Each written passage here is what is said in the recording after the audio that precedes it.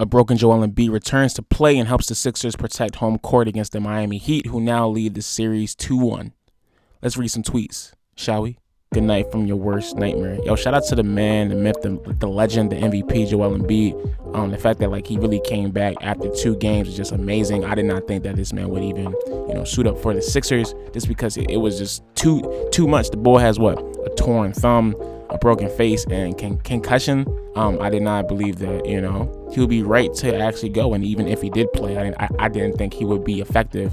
But the fact that Bull came back and actually took responsibility for his team, knowing damn well that the squad is not going to win without him.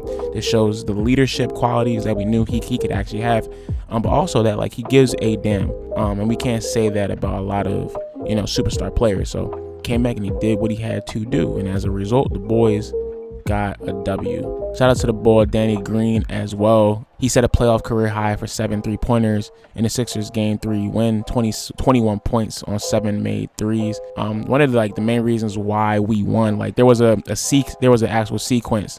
I think it was the middle of the actual third. It was 51-50 Sixers, and Miami was making their run.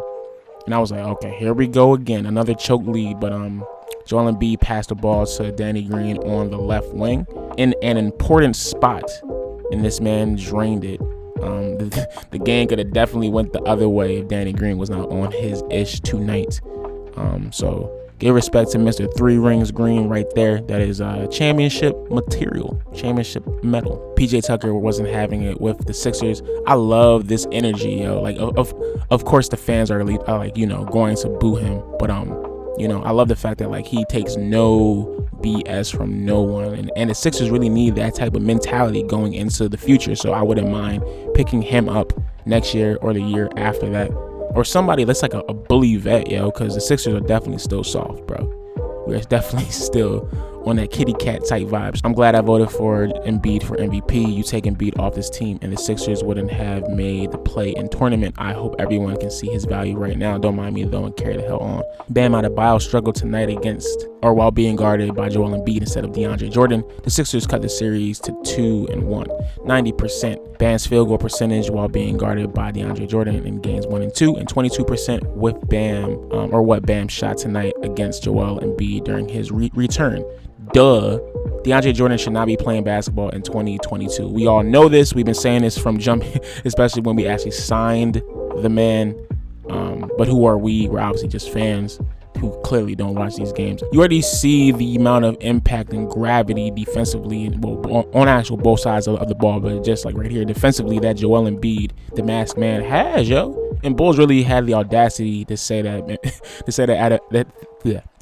Adebayo was better than Embiid about 2 years ago. That's a travesty. That's blasphemy. More DeAndre Jordan slander. The Sixers have been outscored by 54 points per 100 possessions when DeAndre Jordan is on the court. 95% offensive rating, 149.2 defensive rating. He has been the Heat's best player. It's time to pack it up, bruh. Mom is hype. Let's go Sixers. Get it, girl. Shout out to all the women out there. Happy Mother's Day to you and yours. Shout out to all the motherly figures in our lives, whether that be mothers, grandmothers, aunties, cousins. You all are loved and well appreciated.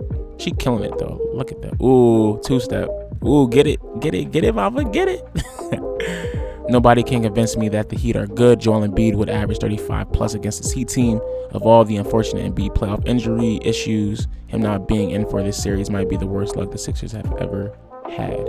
Sixers fans watching Danny Green make threes tonight. I'm not sure what this clip is in reference to, but I assume it's saying, you better keep on shooting, bro. You keep on shooting. What's the worst NBA fan base? The ones who root for the Eagles but against the Sixers. That's a fact. Yo, the squad stopped being fun. Emphasis, the Sixers stopped being fun when Eagles fans started caring, bro. Once the Eagles fans started caring, that's when everyone started hopping on the Sixers bandwagon, dog. It's all good though. The Nets Sixers trade with Harden and Ben Simmons is the biggest lose-lose trade ever. It's funny because Brooklyn wasn't saying this about 5 weeks ago.